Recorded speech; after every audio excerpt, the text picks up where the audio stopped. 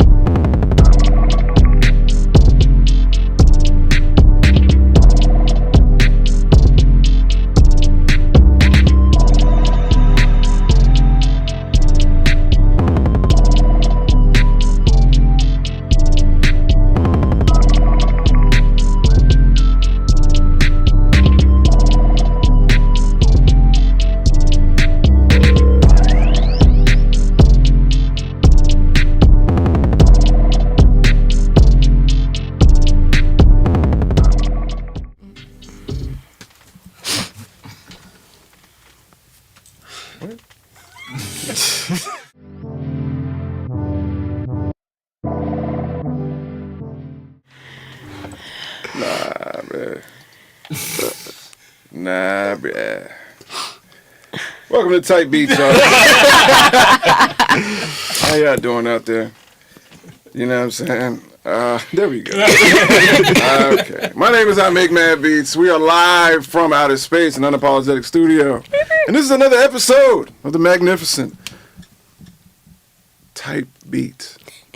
It's going to be an amazing day. We got some cool people in the house, cool people in the building. You know what I mean? Who we got here today?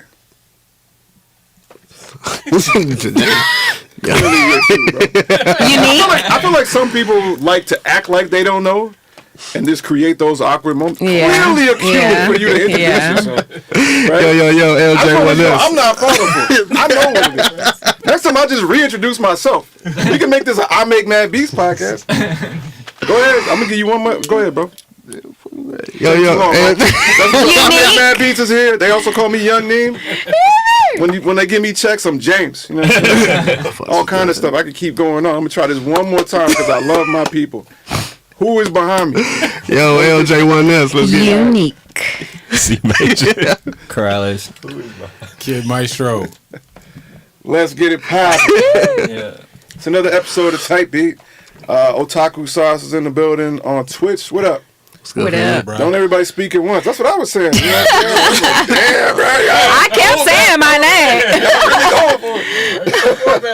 You know what I'm saying? Down the lines, though. That's it, man. What's going on, though? What's up, bro? We got a guest, you know what I'm saying? So, my man Corrales. Yeah. This is my man Corrales. We used to call him Maddox, but we just, you know what I'm saying? Way back in the day. Way back in the day. back in the You know what I'm day, saying? yeah. Corrales. And, you used to be a part of our street team. You know what I'm saying? Young producer. Now you in college studying music at Loyola in New Orleans. Yep, Loyola, New You know what I'm Orleans. saying? So say what up to the people. We live. What's You up? know what I'm saying? Yo. Twitch, Facebook, YouTube. Are we live? Is that it? Twitch, Facebook, and YouTube. That's it. Yeah. That's You know what it. I'm saying? So yeah, man, we just gonna be talking about whatever we're gonna be talking about. We got some topics, but before we get started, you know what I'm saying, just so everybody knows how this works for us and the viewers, we have an idea of what we want to talk about today, but we want you to be a part of this conversation as well. So we will absolutely acknowledge everything that you say. So please be active in the chat. We'll stop whatever we saying and make sure that we respond and acknowledge whatever you comment. So yeah. So tell us a little bit about yourself, bro. What's your journey, man? How'd you get here?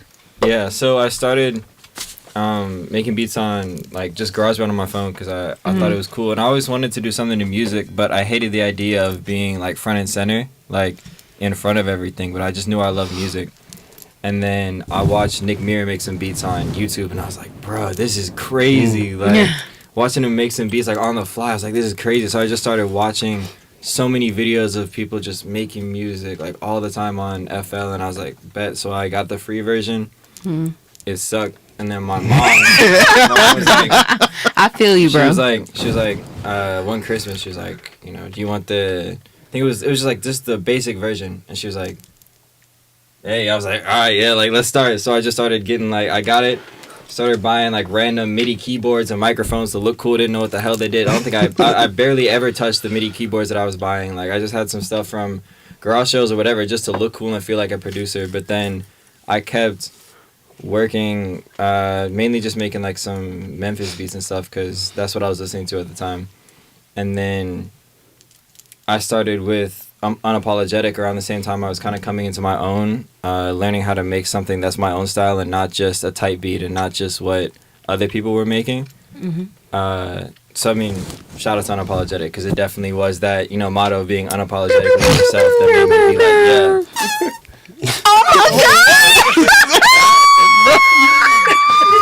That man party is celebration, bro. That's different. All right, he didn't help at all.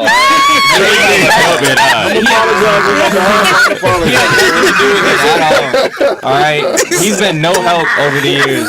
I promise you. What was that? Oh, dang. Oh, shit. That nigga was trying to push for his life. What's your style, man? What kind of stuff you making? Right now, I'm not even really sure. It's been the closest thing I could say. It's what I've been calling it. Would be like ethereal plug music or like some more like. I fuck with There we that. go. Like yeah, ethereal plug is music. crazy. But then there also we like, go. I fuck with that. there's these artists in the UK right now making a really interesting take on. It's a mix of like electronic music kind of stuff you might hear from Crystal Castles or even LCD Sound System, but it's a mix of that and like jerk beats, like the stuff that just came out in the it's called might be funny, but they were making some like really interesting music and I started. Oh, what you say? I said, Kid knows all about the jerk. He's a fellow Chicagoan. Yeah, Oh, so wait a minute. Hold up. LJ knows about the jerk. Hold on. What you? LJ, you're a jerk pro. Ooh, yeah, what? jerk. I don't even know. Yeah, jerk pro. I have no idea what is going on. Pro jerker. Yeah, but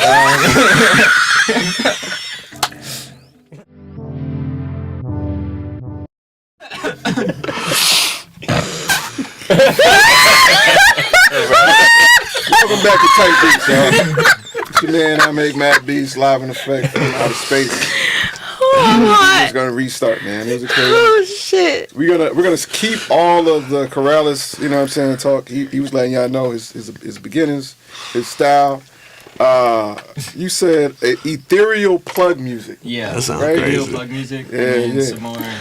Some more experimental, kind of diving more into electronic music. Yeah. Mainly inspired by some new wave London like music that's coming out right now. For sure. Shout out this guy Fake Mink and this dude Fang. They're both pioneers of that shit. You know, it's awesome. Oh yeah. In London. Well, man, we're excited about. Calm down. We're excited. We're excited about having you on the show today. You know, as a producer, as a thinker, Sorry. but also just as somebody who's been around for a while. You know what I'm saying? It's good to have family back home. You know what I'm saying? I love that you can always come back here, find some family. You know what I'm saying? Hop in a podcast, hop in the booth, hop in the studio environment. And so yeah, we're always happy to have you back here. My G Corrales, you know what I'm saying? I got to stop. We used to call, like I said, like 800 It's years gonna ago, be we used to call him Maddox. I don't even know why. Maddox out my brain. Maddox. No, what was that one thing from the skin kid where you were like, he's pretty good for a light skin. I'm done. That's it. Yeah. So for the, Oh my I don't know what his name is in Hustle and Flow. And, it's I can't remember what his name is. That's the producer that did this. yeah. I can't remember what his name Yeah, is. that's me. In the Hustle and Flow. yeah, that's me. That's crazy. But, bro, I was tripping when you said that you started off on the free version of FL.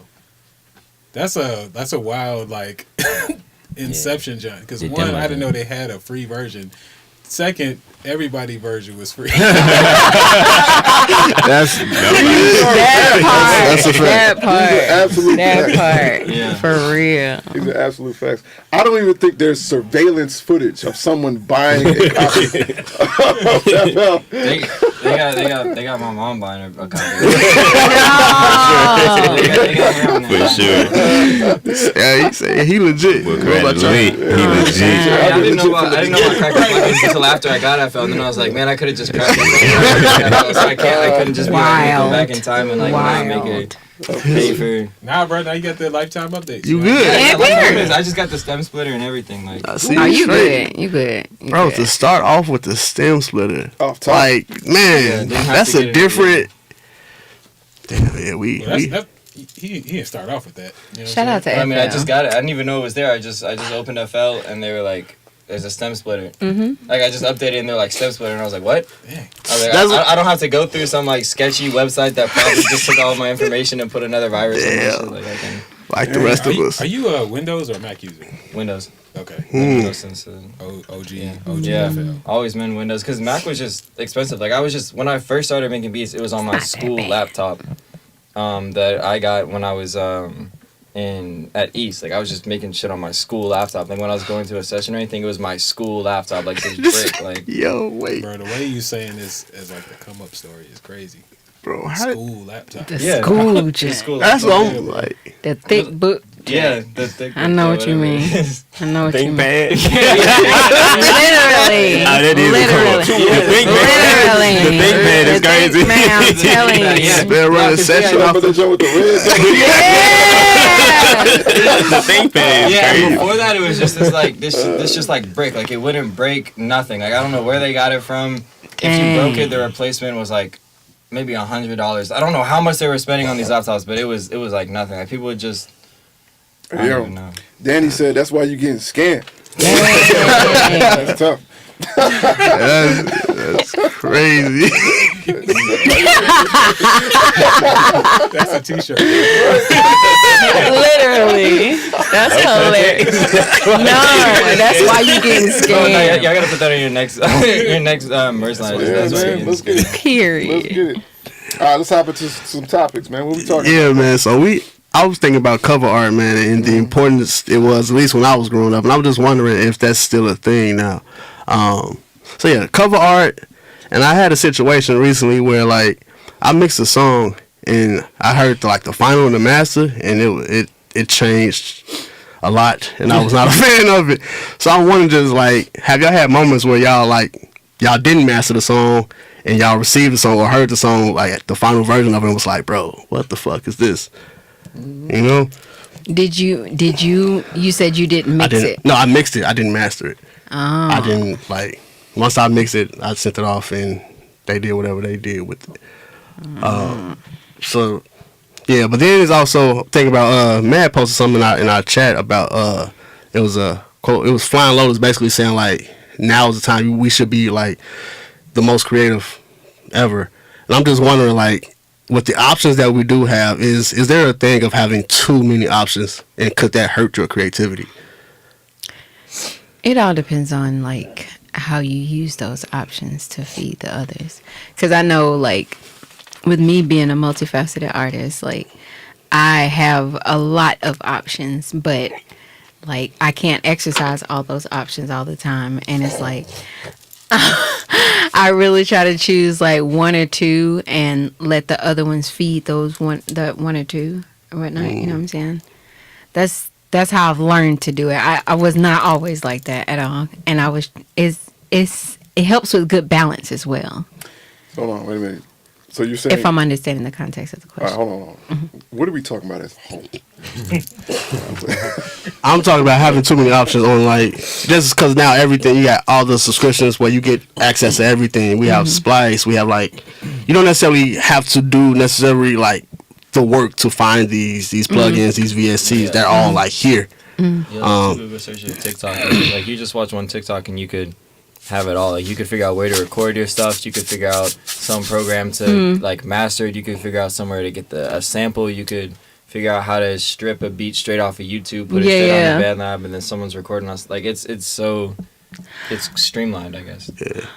I still stick to what I said. It's cool to have options, but sometimes it's like you find those one or two that you're good with sticking with and let the others feed those two, in my opinion. Such as a splice or something like that. Yeah.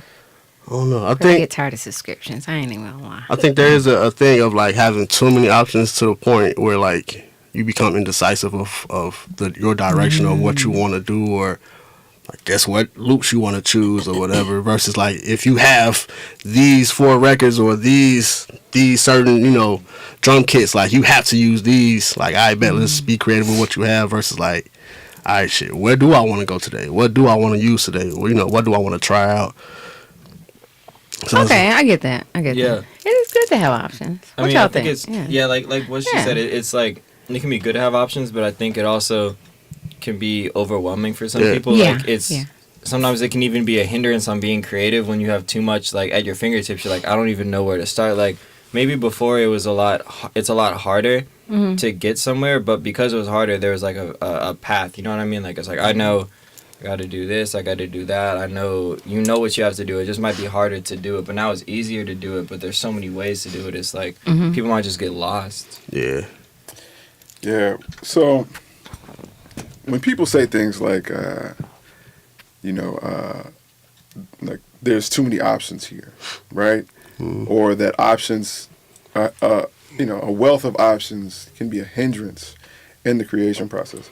I think what they're really saying is simply that there is a such thing as decision fatigue, right? And so I think because to me that's the root of the issue, or that's the root of what determines whether or not this is too many options or not, Right. right? Is the idea that you have to choose between which is decision fatigue. That's the foundation of decision fatigue. So I think when I think about this concept, I've gone like a few levels meta on this, because I have a million drums. I could probably battle people on how many plugins I have. You know what I'm saying? Just look around, hardware-wise. I have instruments in there I can't even pull in here. You know what I'm saying? Yeah, for sure. So I have a whole bunch of options.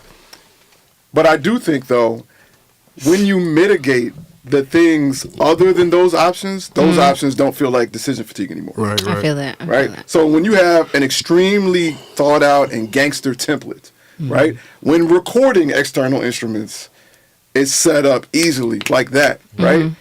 It means before where I would have been like, damn, it's 5 different pianos to choose from. But if I don't have to spend time patching nothing in, if my template is set up to, and there's already a channel strip on it, which includes the right plugins, and this and that, blah, blah, blah, then I'm like offsetting decision making to the things I actually care about. And then that changes how many options it takes for me to feel decision fatigue. Does that make sense? I feel that. I definitely feel that. Yeah, I makes definitely sense. For sure, for sure. Yeah, I feel like I agree with that, and I think another component is, like sometimes I don't know. I found that introducing options inspires creativity. Meaning, I'm sure we've all experienced where you get some new sounds, and it sparks new ideas. You know what I'm saying? Where introducing a change in your environment, you know what I'm saying, something new, gets you out of your pattern of thinking that you've already been in, your habits, to have something inspired, a new idea. Right. You know what I'm saying? So, just the simple fact of bringing in another instrument, even if for a day, you know what I'm saying? Just you start messing around with it and your curiosity, it'll just trigger things. Whereas, there are times where when it's like the other end of the spectrum, like when your machine and you got it set up so gangster that you don't have to think about how to use stuff. Right. You got more bandwidth to go into like composing. Exploration. You know what I'm saying? But on the other end, when you introduce something that you've never used before or a sound you haven't used, now you're outside of your rhythm and you have more opportunities to find something find something new. And so I think it's really just I don't know, like in terms of like creativity, I feel like what I learned doing Tajin tapes last year is that like it's not really.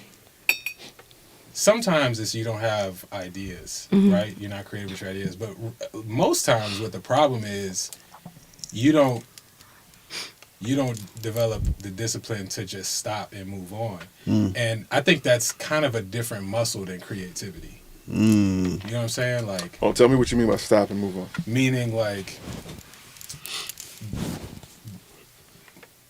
whatever it is the muscle is between like tweaking a beat for a month versus saying, okay, this is done, export it, you know what I'm saying, now you bumping it in the car. Yeah. Whatever the thing you need to develop to make that decision to stop and export it, like I feel like that is a different muscle than the muscle of creativity. You know what I'm saying? I think, okay, so, okay, absolutely 1,000% agree. But I think you're saying it's a different muscle. It's just being decisive. Like that's the muscle. Right. The muscle is simply saying this. It's saying this is because that's the thing. The thing that keeps you from saying it's done is, well, what if? And that's being indecisive. Yeah. Yeah, and that's what I'm saying. I think that the idea of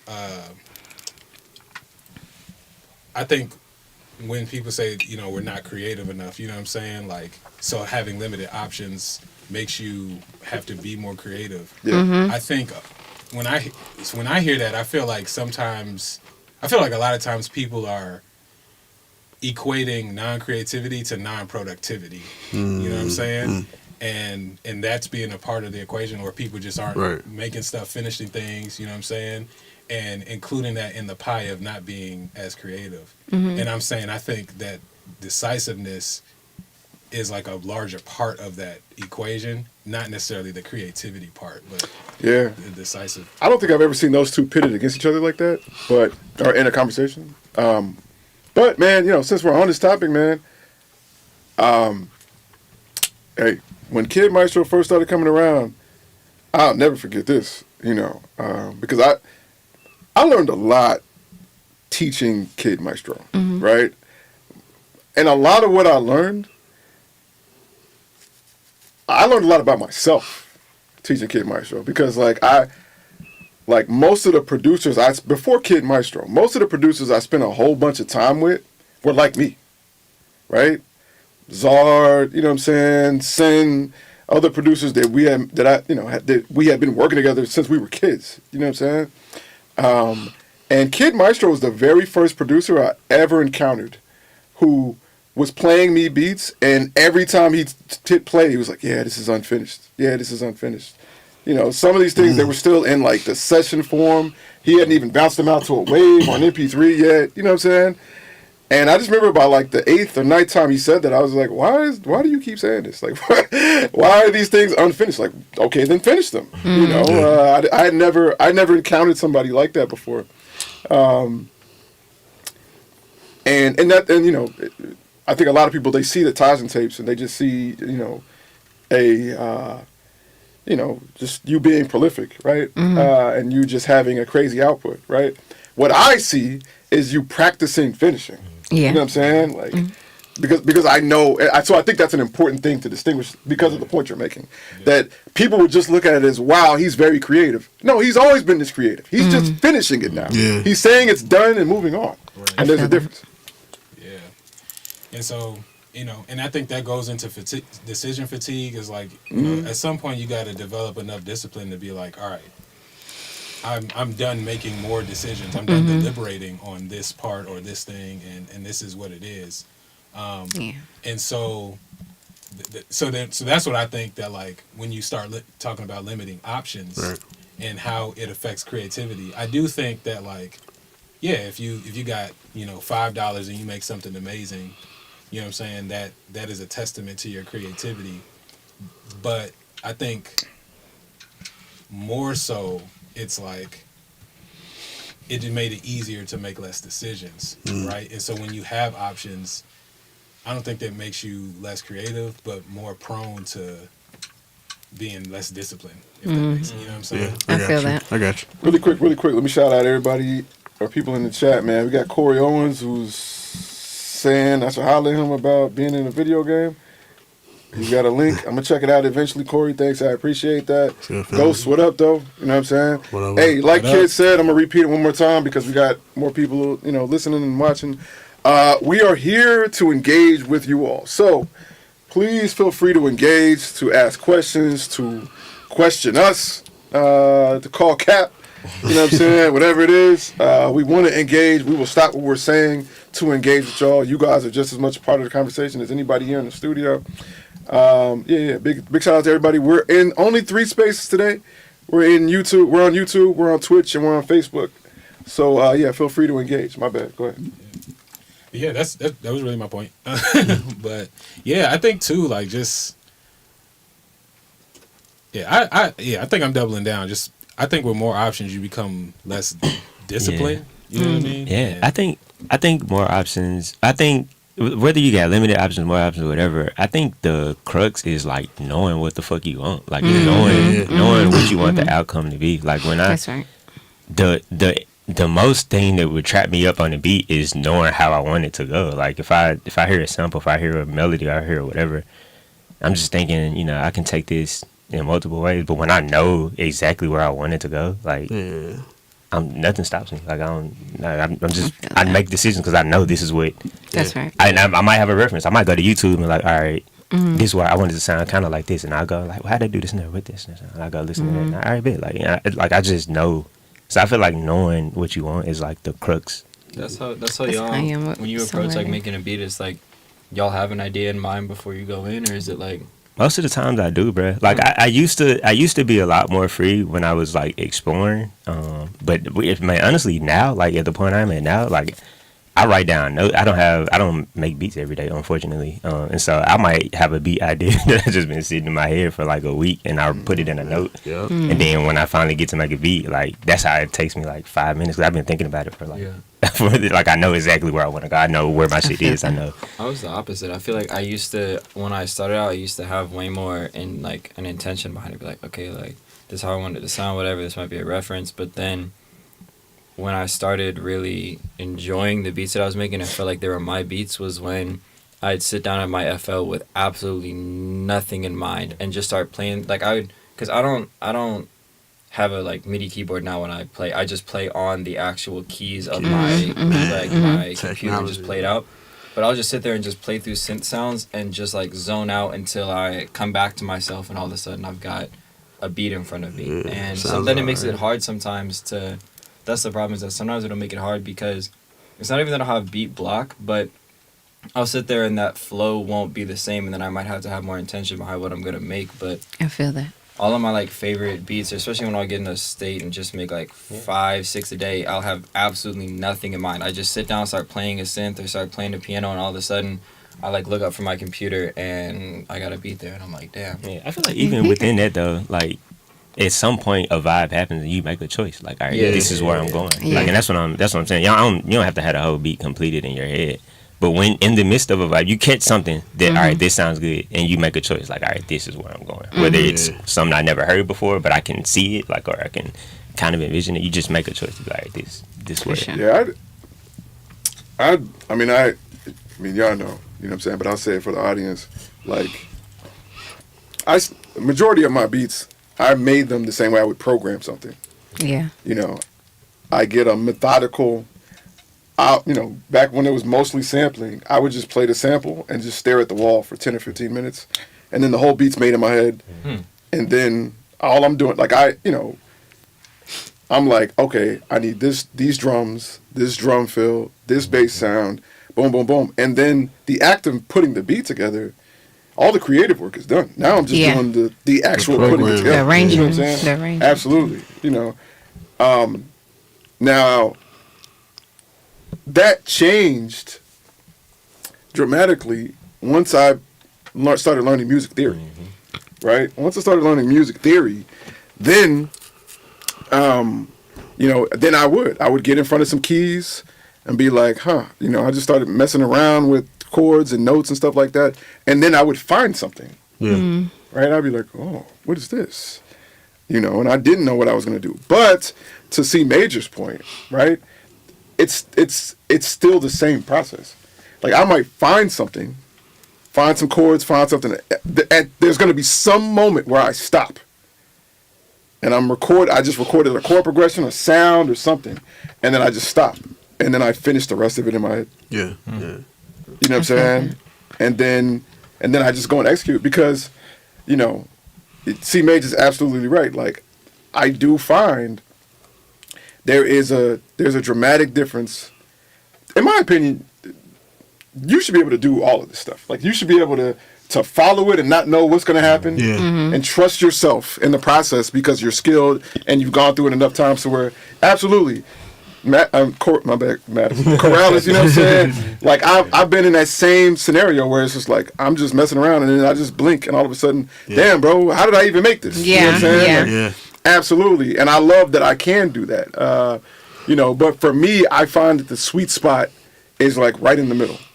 It's to leave some space for exploration, and I don't know what's about to happen, but then as soon as you got something magical, oh no, now we lock into it and we, you know what I'm saying? And that's what helps me from having decision fatigue.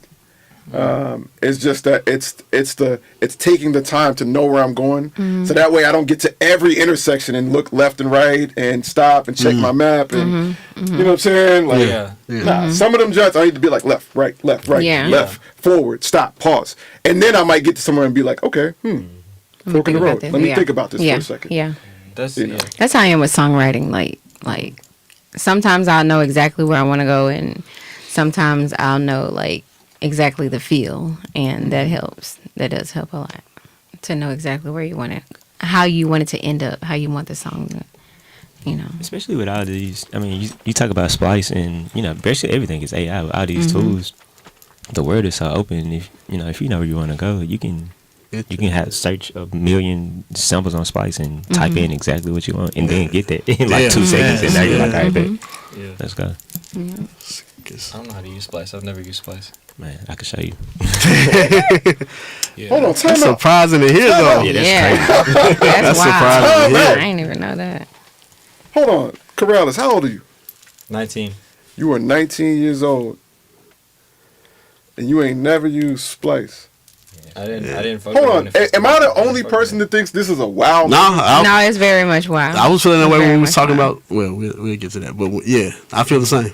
Man, I think it's wild, but only reason I'm like I can kind of see it is I'm just thinking about the money junk. Like, Sure. Yeah. Like, I mean, yeah, it is paying money, but it's paying $8. Not even that. Splice but I now mean- they on some gangster roll with 99 the 99 cent. Yeah. and, like Yeah. so. I mean, I see the appeal for sure. Like, I've definitely seen a lot of my friends benefit from using Splice. And I saw it a lot, especially, they used to push it a lot on, like, YouTube. Like, there'd be a lot of Splice ads on YouTube and stuff. And I was like, it's cool, but I don't know. Like, when it comes to sampling or getting samples, if I'm sampling, it'll usually be a song that I'm listening to or that I like.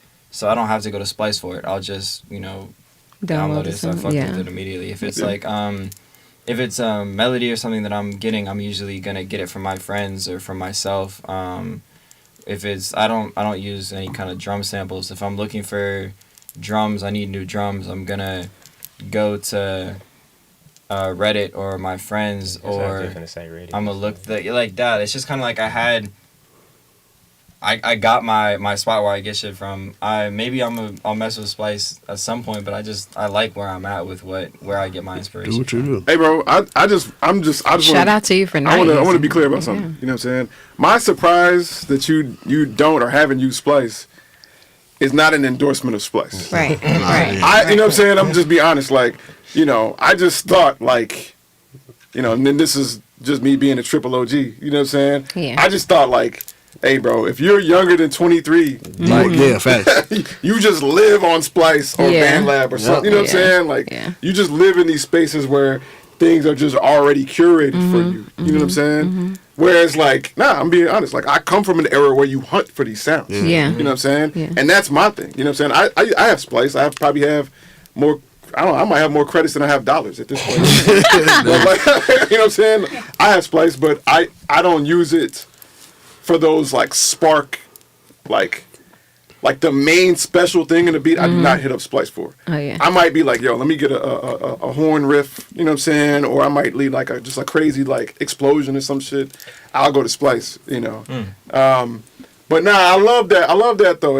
I'm inspired by the fact that even if whether it's Reddit or just another platform or whatever, blah blah, I think I still love the fact that like people are choosing underground ways. Yeah, Reddit was like the Yeah. Spice before Yeah. Spice, and it's still very much Yeah. holding it down Yeah. in that world. Like, If you need any kind of drum kits, whatever, if I find like a new producer put out a drum kit that I really want, first thing I'm doing, I'm hitting Reddit. I'm like looking up That's like crazy. lucrative drum kit, whatever it is. Like whoever puts them out, like filthy drum kit, whatever. I'm trying to find it on Reddit because they always have it. There's always somebody who bought it and put it out, or there's people making their own drum kits. This dude Lunch 77 makes really good drum kits for like every artist, every producer. You need anything, you just type in like any artist and he'll have a kit for it. Really quick, man. Virgo says it's interesting the way y'all explain creation of making beats is exactly how I go about writing songs. Hey, man. I'll say this, bro. I think creation is just creation. I think that there is like, I don't think that there's much difference in creating anything. You know, when it comes to methodically and strategically. The same thing about making a business. You know what I'm saying? I've made a lot of things. I've made movies. It's all the same. I use the same methodology in my head, you know. And yeah, man, it really. So yeah, I'm not surprised that there's the same strategy there. For sure. Shout out, man. I just love. I mean, just to kind of go back to like the process stuff. I love the moments where you surprise yourself. Yeah. And, Yeah. Sure. And when I listen to beats, you know, from 2018 and back, you know what I mean? Like that's all. I just include every beat. I'm like, yo, what was I thinking? You know what I'm saying? Yeah, Probably nothing. I feel You know what I'm that. saying? Probably Same. nothing. And so Probably nothing. You know what? I agree. what were you thinking? There's true separation. I've been wanting to ask you for years. and, you know, and so now, like, when you talk about when you can, like, man, I just made a beat with an artist the other day in the studio, and you know, I was playing something, I was finding something. She said she wanted to rap, and I was like, okay. And I was like, and I hit, you know, I use TrackLib. TrackLib is my job. You know what I'm saying? TrackLib is hard, and I was just going through samples that I put away, you know what I'm saying, to save for later, and I found a joint, and it was that moment. It was like, okay, I hear it.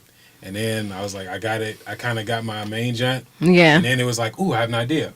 And then, like, the way I chopped the rest of the sample was just like, all right, let me go find the pieces. You know what I'm saying? And so I pretty much anticipated what was going to happen. And so I love that. But, like, I wasn't surprised. You know what I'm saying? Like, I knew what was about to happen. You know what I mean? Like, So are you? I guess when you're creating, are you, like you said, you're looking for that surprise moment? The I aha. just really appreciate it. You know what I'm saying? But I feel like sometimes you gotta pick and choose your battles. You know what I'm saying? Like, it's not just me in the room. I gotta make sure there's momentum for everybody in that joint. You know what I I'm feel saying? that. So I feel like that. sometimes I sacrifice because if I had a little bit more exploration time, I might have just like chopped the sample in ways just to, you know, I might have just been like chopping without anything in mind to find something else and then move from there. But that would have taken me a lot longer. Yeah. You know what I'm saying? I might have had to re-chop and just do a bunch of stuff. Yeah. I had to make sure that like, you know, the artist was inspired. as Right, well. right, You know right, what I'm yeah. saying? So I feel like we could do a whole episode and a half on the difference between how we show up on our own versus how we show up with an artist in the room when it comes to producing a song. Because there are many differences. There are many things, mechanisms in your head that play a role in decision making when you know somebody is waiting on you or looking to you for inspiration. Yeah. You know. Yeah. You got something on that, Krause? Well, yeah. It's one time. It's just like a quick story. Hold on, real quick. I know. I'm sorry. Not yet. Really quick, I just want to say, and there are a lot of producers, and if I'm being honest, I think that this number proportionally is growing of producers who can't do that anymore, who don't do that or don't prioritize it anymore. I think that I think that singularity and solitude has become such a thing that the idea of creating in front of somebody else, like, anxieties the fuck out of people now. Yeah. If you can't do what you would do alone in front of other people, if you feel the pressure of time and people waiting on you, it collapses people now. They can't That's do it real. anymore. So I'm saying that to say, if you can do that, you will win. And if you can't do that, develop the ability to do that, it will be a game changer. Trust Yeah. me. I definitely practiced that time y'all had me on a type beat, making a beat. Like I don't make beats in front of anybody anymore. Like I used to for a long time, but I just don't. And I definitely appreciate it, exercising that muscle for sure.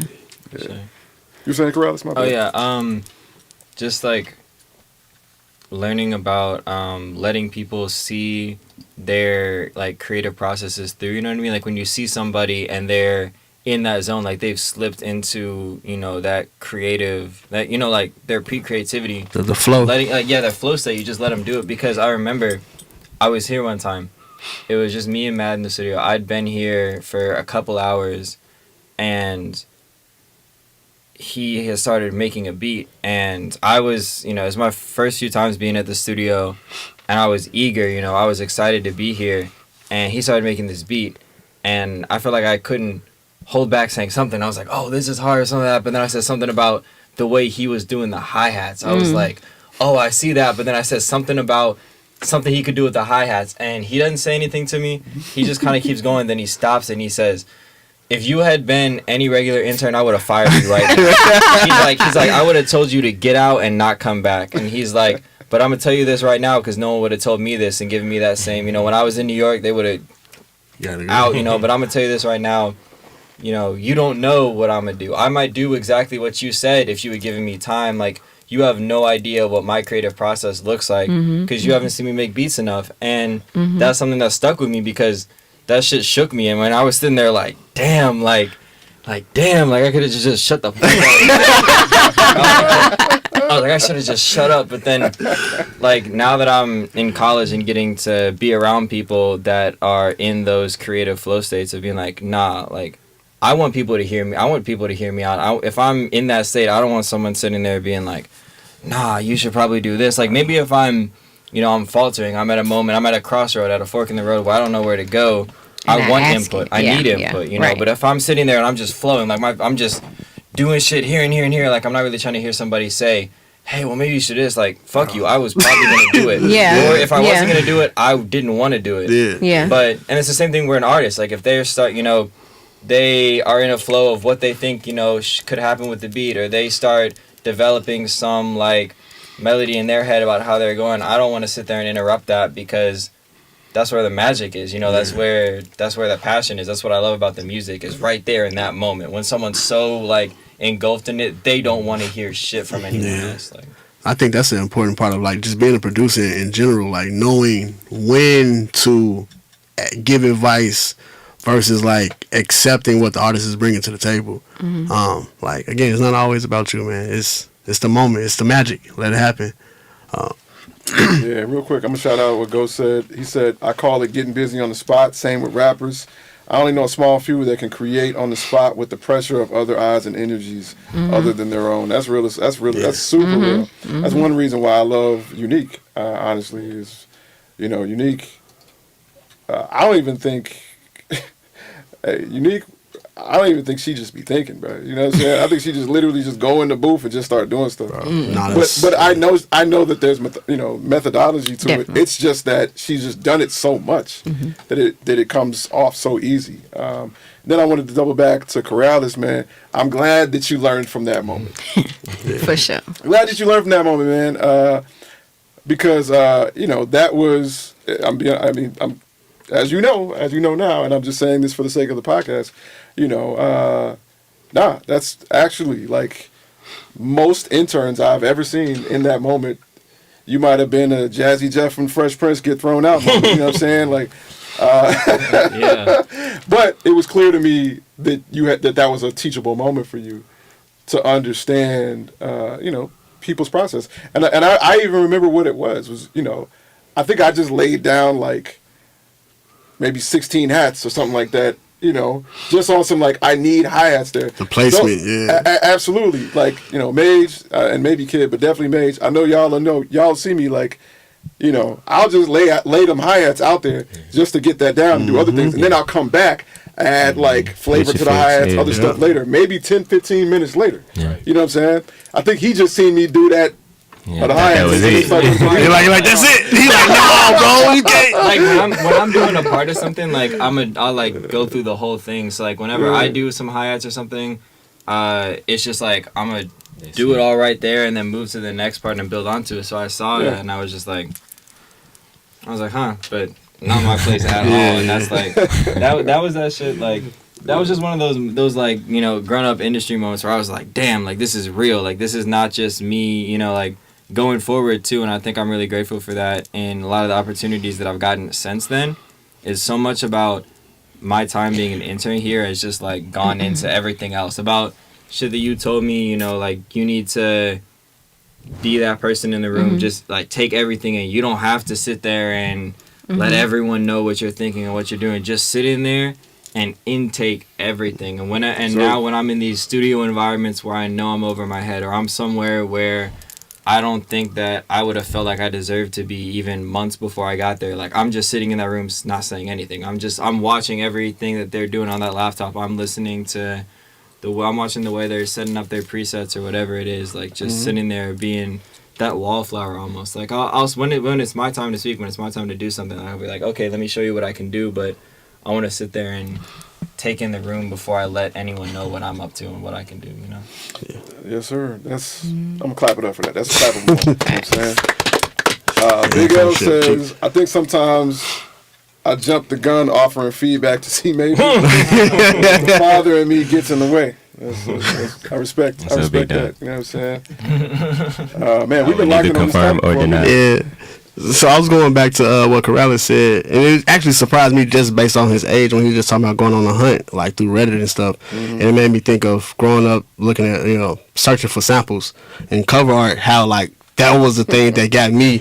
Yeah. The cover arts that got me, you know, this, I ain't buying it. I ain't buying it this time. Not this time.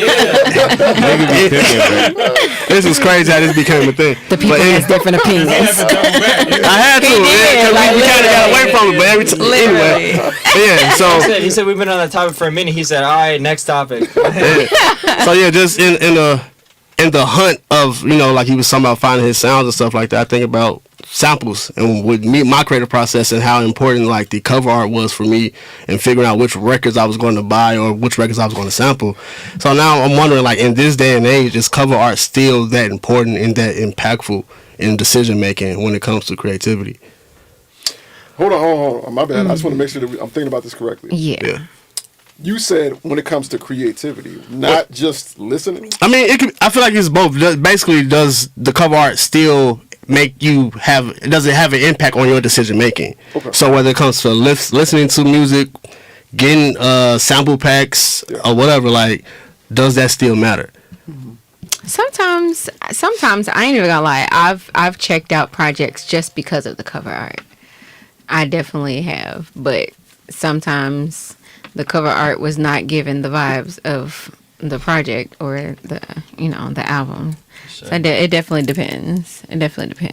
Yeah, it's sample packs, vinyl. It's so much music and so much information out there that I'm looking for a reason not to for a reason not to click something, not to deep dive. Like if I find something I fuck with, I'm going I'm looking for a reason not to do that. And so like anything, album art, whatever, like cover art, that's still heavy. Like especially like sample packs, if it's like one of them generic ass, and it might be some dope shit in there, bro. But that just is a reason for me not to like. And so whether it's album art, cover art, if I'm listening to a song, I stumble on music a lot.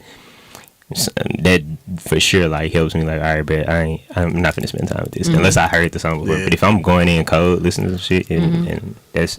I'm always just looking for a reason not to focus. It's just too much. Is that cool? It's like I don't know what to call it. I was just gonna say like it's like that cool factor bias too, of where if something looks cool, a lot of times you'll go into it with a different mindset than you would if that shit looked lame. Like I mean, it can make you appreciate something more because you gave it the chance, and then you listen through and find something cool. It could mean you give something that might have not really been all that a chance and found something interesting in there. Because there's been like plenty of times when I was looking through Spotify or SoundCloud just for some new albums or something for some inspiration, and I saw a cool cover art, and that's the reason I listened to it. And maybe the first song or the second song just wasn't all that, and if the cover art had been bad and I heard that first song, I'm thinking, this dude sucks, this ass, I'm going. But like, because the cover art was cool, I was like, clearly there's some creativity. Something, He got Clearly something somebody right. cared enough about this to make the cover art cool.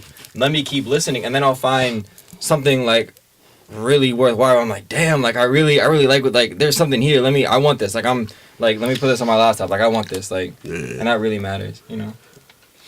Yeah, man. It's man, like Corrales, like this is very inspiring listening to you talk about your process, because it just makes me feel like there are some things that were a part of the magic of this that are still happening. You know what I'm saying?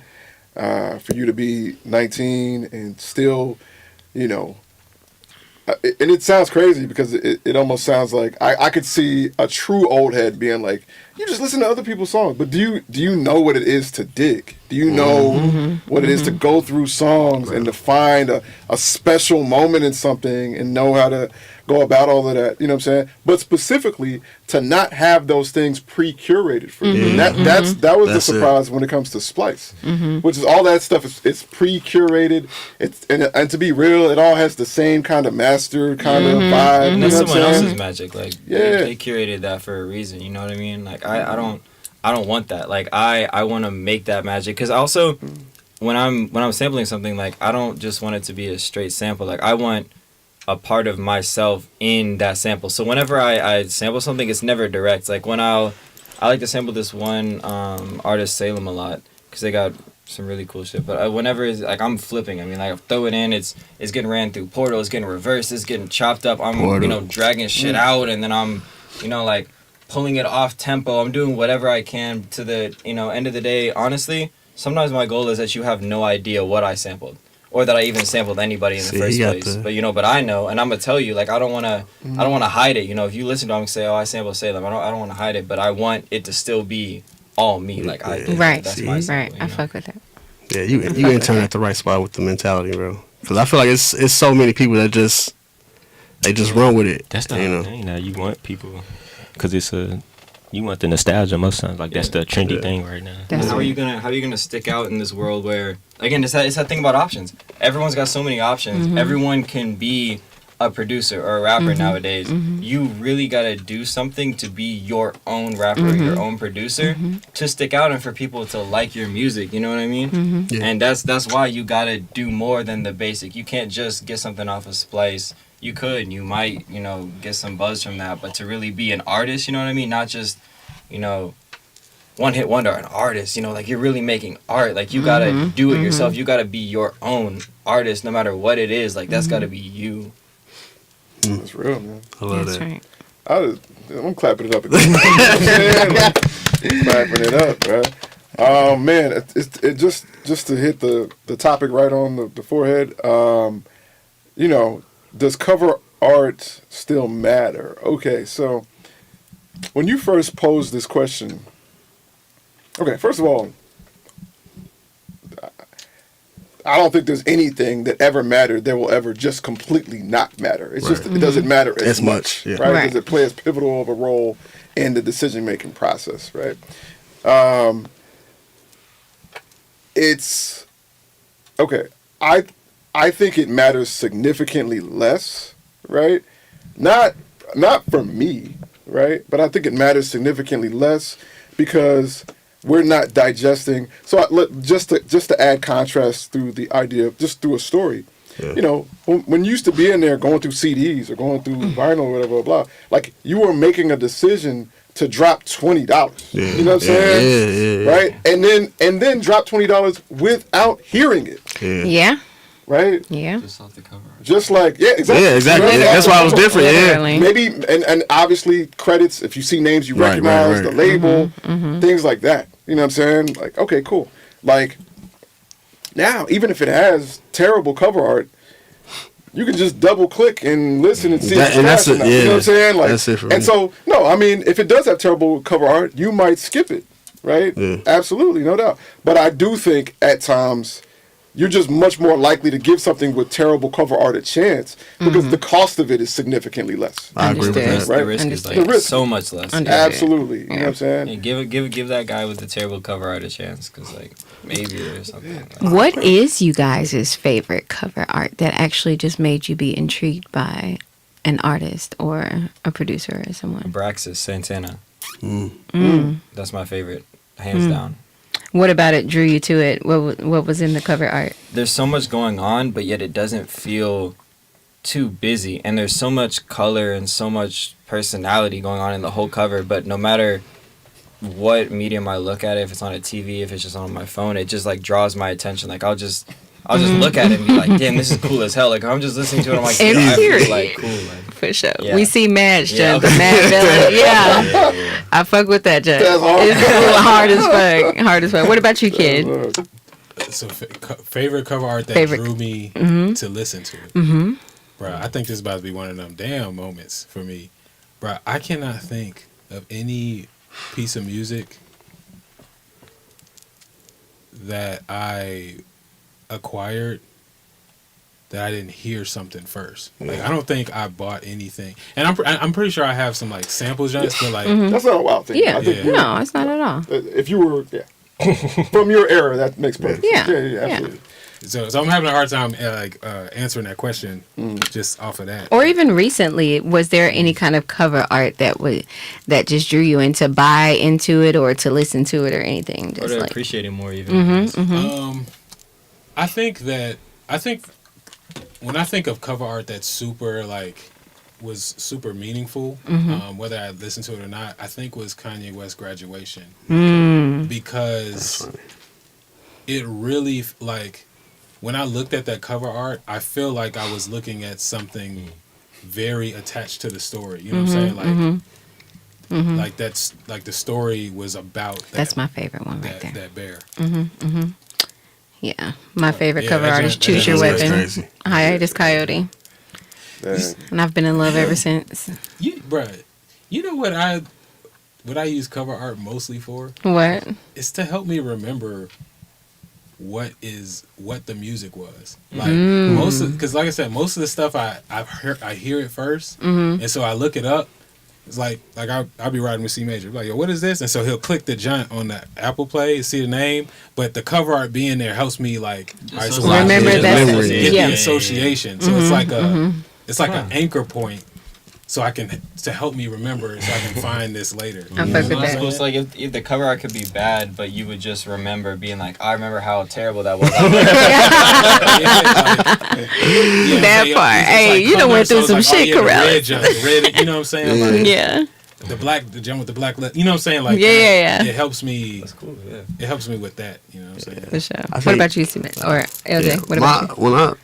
When I think of a cover art like that got me before I actually heard the record, it was definitely Kanye West, but it was the My Beautiful Dark Twisted Fantasy. When I seen like, when I just seen the art of it, I was like, I mean, I felt like I was going to listen to it anyway because I was, it's Kanye.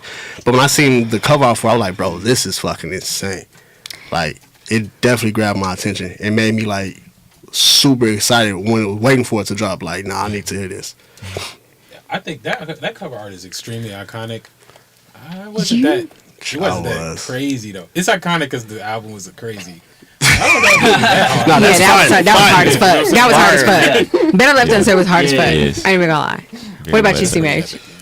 I feel like I got 3 answers, but if I answer the what cover did I like, my first cover that intrigued me, it's definitely Slick Rick, and I think this his self-titled Giant Slick Rick. He just was fresh as hell on it. I feel like it's an arch behind him somewhere, but it's cool. Yeah. My favorite cover art of all time is another Kanye jump, but it's Yeezus, and it's just a CD. Yeah, It's it's like, just a blank. it was so Yeah. hard, but it's like that was the beginning. That wasn't the beginning. Niggas had been on minimalist shit, but it wasn't a very like mainstream thing at the time, and so that was dope. And then my new favorite is The Life of Pierre 4, and it's just purple with a parental advisory sticker. But once I Agree with the tapped Wu-Tang into Pierre, like purple is his like favorite color. He wears purple like every day, and so it's like really that's sure. like the entry to his world. And I thought that was dope. But For sure. the album cover is just that. Y'all know what another good album cover was? "Awaken My Love" by Childish Gambino. Yeah, That yeah, was- yeah. that was Okay, cool. yeah. Yo, That's in a yeah. that album cover. All his cover art. So I think Charles Gambino does a really good job of like camp. Like absolutely I love love it. the cover art for Camp. Is cool. Yes, that jump was so That's iconic. cold. That's iconic. Oh Yeah. my Yeah, but yeah, gosh! yeah. I remember staring at that picture for a very long time. That made me appreciate that album so much more. The cover art when I saw it, I was like, okay, I need to take my time a bit more with this album because that cover art did something. Like I was just looking at it with like the eyes rolled back. And all this shit, Yes, and I was like, oh, there's why did he do that? Like Yeah, it was just something, man. Because why did he do that? Like there's not so many other cover arts like okay cool like he got somebody to do this. There's a reason he did that. And then that one song, Me and My Mama, I listened to that song while I was like looking at the cover art, just like I was like, damn, like I think another one for me is the "To Pimp a Butterfly" joint. I love that cover art. Nah, It was I alright. love that joint. Overrated. Nah, that cover art is fire. Overrated. That's crazy. Yeah. Yeah, no, the graduation joint is crazy, but Cosmogramma is My grandma was hard. hard as fuck. Yep. ATL. You Aliens. Yeah, Yeah, man. yeah. Yeah, we need to screen. We need to get a screen recorded. Man, pulling up some jokes. We should have man. a session I'm of gonna tell you this. the one. The very first one that caught me though, like just on some Mm, Midnight Marauders. yeah. Oh yeah, oh yeah. Love Moment was hard yeah. too. It was like simple, like just straight, bruh. Yeah. Well, album art is definitely So Shout out to very that. important. What's Still that? important. It's okay. still very much so an important thing. Still part of the there's culture. so many really cool like everywhere. And nigga in the middle of everything. God damn, And they say Midnight Marauder cover. Then they go freaky. that's He is the hilarious. Midnight Marauder. I'm done. He's a rider from Baby Oil. Damn. My brother don't wanna from Baby Oil, bro. That's Oh, did he, man? crazy. Nah, bro. Marauder for Baby Oil. This shit crazy. Man, so they I got a can. new hold on. L says, Mr. Dukes, you are now on my Christmas list because Midnight Marauders was everything when I was in college. You know what I'm saying? Salute, man. I'm glad to be here. You know what I mean? Thank you, brother. Thank you. sure. Yeah, I was gonna say. I mean, man, you was posting them, type them in. But which ones, I guess, for the people, like, was your favorite? The ones that just got your attention. Yeah, I mean, the first thing that comes to mind is Mad Villain. Just the shadow of the mask. I can point out several Flying Lotus albums. That were just amazing to look at. Like I said, like we brought up earlier, I pulled up my own Better Left Unsaid. You know what I'm saying? I think I do. You know what I'm saying? I'm not just saying that because it's mine. Like I've seen the Right. reactions people have seen when they look at it. They just stare at it for an hour. You know what I'm saying? And definitely Midnight Marauders, Tribe Called Quest. Hiatus Coyote by Fire. What's the name of that? Choose your weapon. Choose Your Weapon. Yeah. That one is crazy. It reminded me of the Mandrill album. You guys up on Mandrill? So, I don't think I know. let me see, Mandrill. Yeah, when I first seen it, I thought it was Mandrill. It was like an ape on the cover. Nope. Mandrill album cover. I'm like, Yeah. So, I fuck with that. Yeah. That's lit. they took the literal, like, That's lit as fuck. Hey, when I seen it, I was like, oh, new Mandrill? Like, what's going on? New Mandrill. Hey, Mandrill just dropped. Hey, what was the album and artist? Sleep, sleep, sleep, sleep. That sample. Man, what was that, bro? I can't remember it. Was it Mandrill? I can't remember. Dang. Yeah. I feel like I can picture that album cover. That junk was hard. Yeah, I know what I you're can't talking about. remember the name of it though. Yeah. I think that's about it for me. You know what I'm saying? That's lit. Yeah. Shout out to that. man, on some engineering vibes. Alexis says, I don't even know. I've never even known how to pronounce this. Flamagra. Flamagra. Flamagrama. Flamagrama. The flying lotus. Yeah. Flames. Exactly. That sounds hard. Flammable joint. Yeah. Wasn't that P. Airborne type vibes, bro? The Channel Orange joint. That was a hard. That was a hard. I like a joint. circle like this. I even like the cover for All My Dogs. I'm a dog. For my dogs. With the girl with the grill. Oh, Drake. Drake's. Yeah, Drake Drake shit. Yeah. It's cool. I fucked with that one. Maybe I just got like a bad With His the face was. yeah, with the shawty. I forget her name. Shit, her Instagram Suki. shawty. Yeah, Suki. Suki. Yeah. Damn, Channel Nostalgia. That's what I'm finna say. The BMW. Yeah, Yeah, that them motherfucker. Damn. Yeah, I preach to do some Tyler, get some shit. Come on, Goblin. Ice-T. Goblin was Yeah, crazy. Tyler. I'm gonna tell you why this That's is such an iconic album cover, bro. You know what I'm saying? Come on, It's like an Ice-T. iced tea. It's because that's his wife, Literally. and like that just became a thing. And Literally. nobody had ever done this before him. You know what I'm saying? Like he Literally. started a lot Oh of this. shit! I know that. But a lot of times when, dudes have a girl on their cover or whatever, it just be a girl. That's his wife. Let the people know what we looking at. We're looking at Ice-T Power. You know what I'm saying? And you know what? I haven't noticed many guys back. do that at all. He put out Shout out like to the yeah. back shots, period. But hey, I compliment the ladies. Ain't nothing wrong, girl. Do your thing, That's so hard period. because if niggas like this, the creativity versus like if niggas want to get too creative, You feel they me? gonna do a whole different shoot for the joint. It's the back of the cover. Let's just do the back Period. of the The back of the Literally. And then it's Like that shit so cold. Literally, The fact that's his wife Yeah. is just making me wife. think about like, yo, who is Third Wheel, buddy? You know what I'm saying? you might be like the He's security. Yeah. He's security. Yeah. That's just You might be the bag handler. Nah, but Yeah. and then she's the only one that she's got the shotgun out in the cover, but they both are like tucking something. That's well, what is it like? That's gotta mean like what do you think he meant by that? 'Cause You that- barely see he that has anymore, to have a though. reason behind like she's the only one, like she's got the least amount of shit on, but also she also has the shotgun out. Like they both are tucking Yeah. something, but you can't see it when you look at the first cover. Like that's gotta what I don't know, is that some like girl is a gun kind of like I don't know, like there's gotta be something. We gotta hit up Ice-T. Oh God, his Shout life, out to man. Ice-T. Shut Shut up. This is his wife. Bro, Shout nah, out. All this man album covers is him and his wife, bro. But nobody does that anymore. Nah, folks Like ain't nobody putting does that. Nobody does Put their that. wife. Put their wife out, They especially don't not put like their wife on that. the album cover. Especially not like that. Yeah. But that's giving power You gotta couple throw me in the shit. shot. Half nigga. Why can't the niggas just have his wife Like on that's the giving album? power couple shit. I ain't even lying to you, cause You goddamn. saw Kendrick shout out on Spotify? Yeah. And period. Yeah. That was I don't know if that's his wife though. Period. I don't know if that's his wife. That ain't his wife. Period. It's Ice-T White still.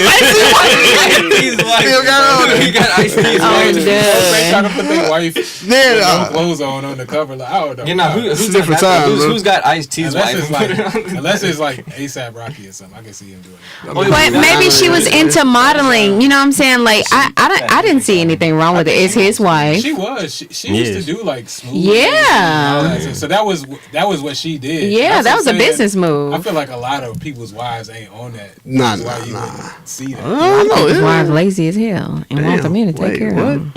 What? What's going on? Yeah, so on some engineering shit, bro. Man, have y'all ever like on some like mix a song, but like once you mix it, you export it, gave it back to the artist, and they mastered it to whoever they chose to get the master or whatever. You listen back to them, was like, bro, what the fuck is this? Yeah. On some like, or it just sounded different than I guess what you envisioned it to be. I asked because I had something recently, right? I know like platforms like iTunes and all that stuff, like sometimes they definitely can compress your shit a certain way and it sounds differently. But like I heard the raw master and I was like, bro, this is not it wasn't iTunes. Cause I listened to a song and it was like, went to iTunes like, this sounds different. And I hit them up like, yo, what? Who mastered this or whatever? And I'm thinking of some iTunes whatever. Then I heard the actual file. And I was like, nah, bro, why did y'all put this out like this? I was not a fan of it. It felt like because the master was done horribly, it felt like it was a pointless mix. I ain't even gonna lie, like that's kind of like real? treating. I don't know, like, cause I know how close y'all hold y'all stuff, like big pause, god damn. But no, like seriously, like that's just like I know, Mad Kid and C Major. I know all of y'all know how to mix or whatnot, but like I know for a fact, like 9 times out of 10, whatever y'all have mixed, y'all are gonna master yourselves.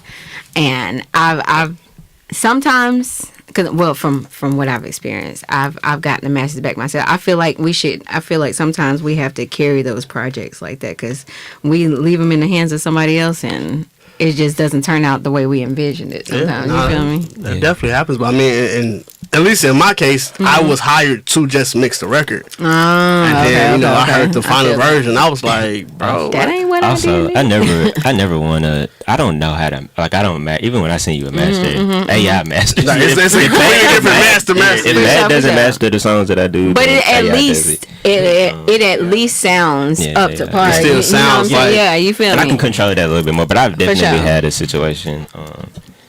Man, it's gonna be hard. I don't want to tell. I want to say names, but it's gonna be hard to tell the story. But I did a project in college as a rapper I super fuck with. And I wasn't doing a lot of songs for people in college. I was like basically by myself, and I would make beats. And I found the nigga that really fuck with me. He loved my shit, and he was dope.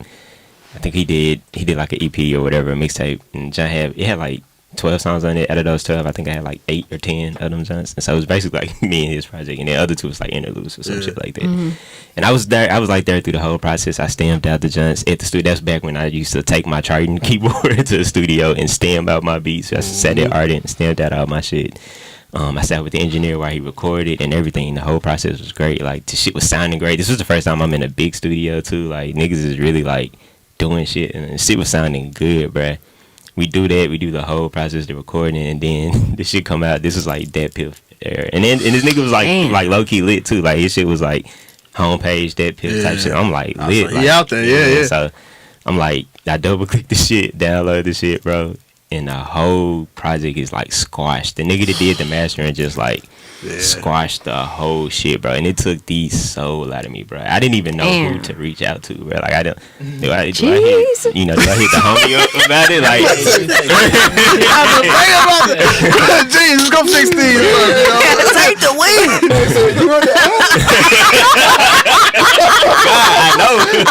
I know you hear this, bro. Stop. Remove this, bro. If it be possible to take this cup, Please don't let it run it over no more. If it be possible to just take it,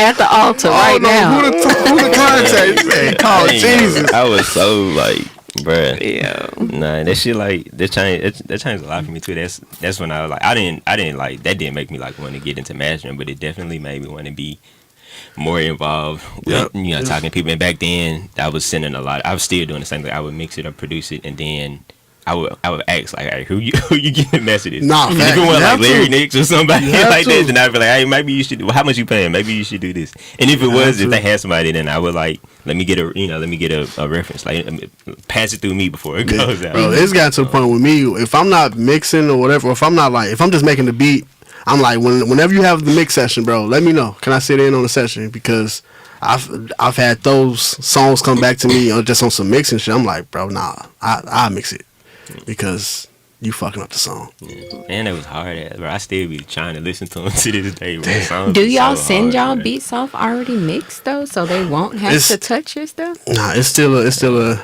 I'm very much still a stems nigga. Yeah. I hate when people like.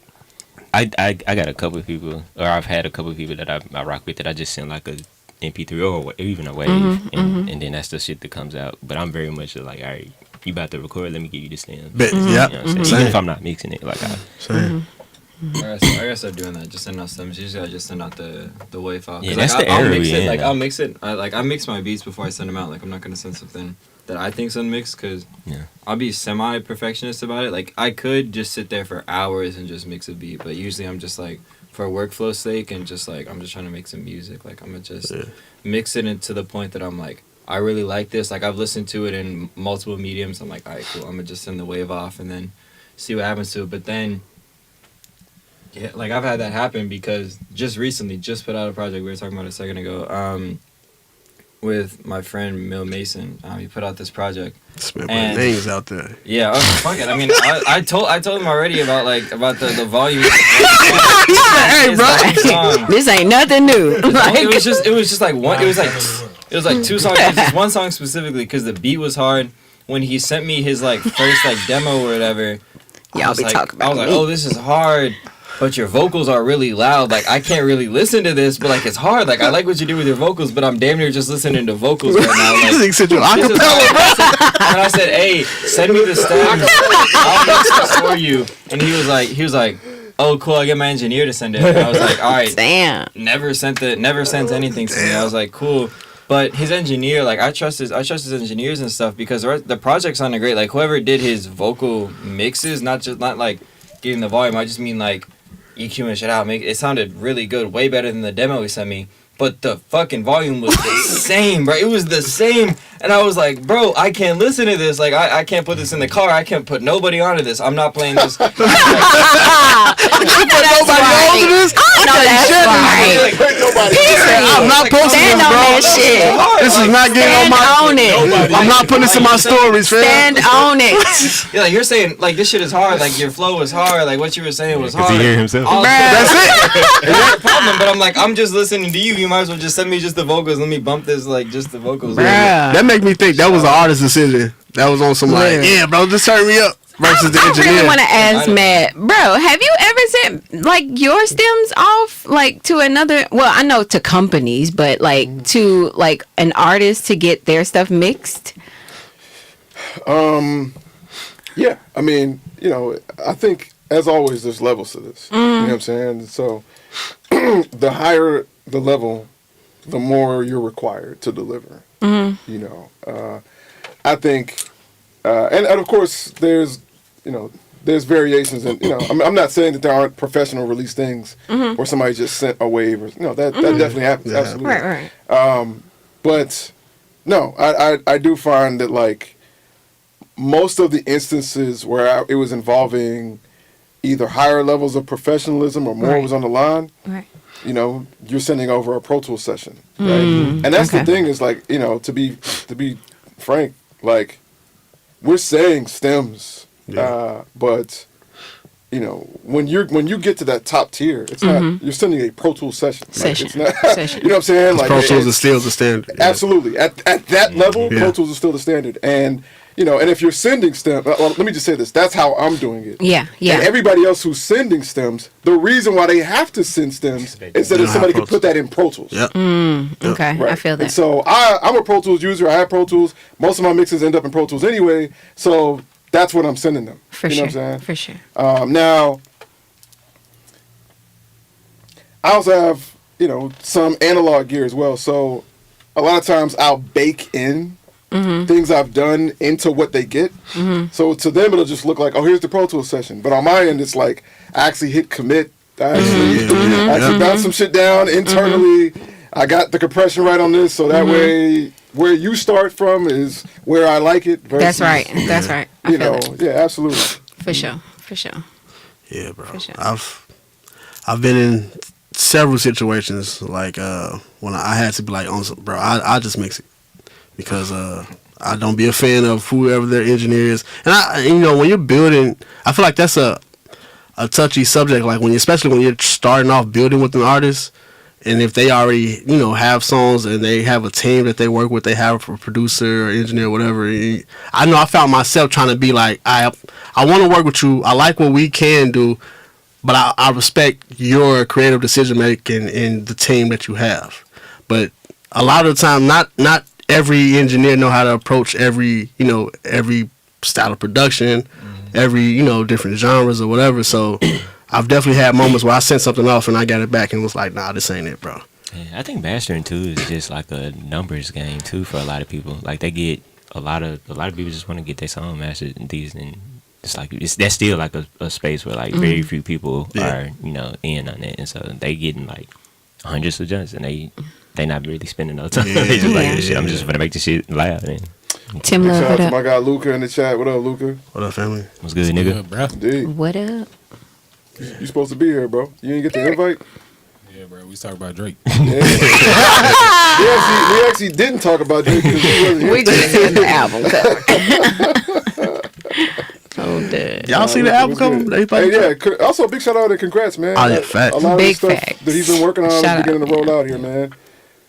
So yeah, man. That last video was dope as fuck. The Mirror Talk giant, Yeah, that Mirror it's crazy. giant, that giant was fire. The fire. Fucking fire. Bro, been on the road, man. Let's get it, man. Fucks with Straight it. out of South Memphis, bro. Let's go. You know I love him, man, because I said straight out of South Memphis. Instead of just saying he's not from Orange Mountain. Absolutely, man. Yeah. All right. I mean, we are a little bit over time. We got our producer on the corner just nodding her head like it's time for us to go. Yeah, are you a producer of the show? Yes, you are. You have officially been named. There we go. Now we know why you here. The mystery has been solved. Question was asked many episodes ago, and now we finally. Oh, damn. There's so many legendary. For y'all that don't know, bro, we was at Midnight Marauder, a live event where Unique was hosting. Yeah. Shouted out Nikita and was like, we don't know what she be doing, but she be doing it. I said, when you see her, you don't know why she there, but you She know she there for a reason. Goddamn, she is important. important. The fuck, she got So many now we figured out hats. why she here. Many hats. Thank Yo, you. Lucas said we breaking up. I'm not sure if you just mean like connection wise, but I will say we are at the end of this. So the breakup that is might be something valid. we gotta fix next time. Very valid. Absolutely, man. So, shout out to Corrales joining Man. us. Shout out. Thank you so Let's much. go. This is, I appreciated being on here. Like, yeah, love y'all. Man, Love you too, always, man. Big always love, For sure, always for sure. welcome home when you come back through. You know what I'm saying? Always stop by. Always tell us what you learned. Tell us what you're working on, man. We in it for the long haul. You know what I'm saying? Yeah, man. This has been another episode of Tight Beat. Let's go. Producer podcast live from outer space and unapologetic studio. My name is I Make Mad Beats, and my cast today was LJ1S. Unique. It's on it. Man, what? I got it right. I'm right here. I'm right behind you. I'm right. You ain't got to say nothing. No pause. Nah, so hold on, wait. What threw it off? I learned my lesson. Nah, just to be clear, what threw it off? He phrased it differently than he earlier, and I was like, because I was on. No, he did. He said the same He did. thing. I thought we was on. So we about to introduce. That's okay, where I was okay. at. So then when he started, I was like, oh, okay, that's. I didn't know. I thought we were going like. I That's didn't know cap. who was gonna. I was like, I didn't think I was gonna start. I just didn't know. I'm gonna say sleep at it. You said the Nah, same he thing. didn't. Nah, watch. You don't got Man, run it back. Run it back. Run it back. Double back. Double back. Exactly. Double back, bro. Nah. He You was just, ready, bro. You was quick as hell. You was Yeah, ready, yo. it You was was on right. point, bro. You was on point. I'm C major. I'm C. I don't know. Corrales.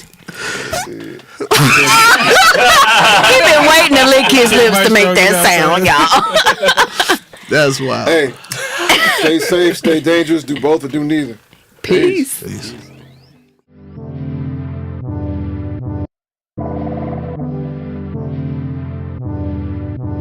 Bitch, are you jealous? Oh shit.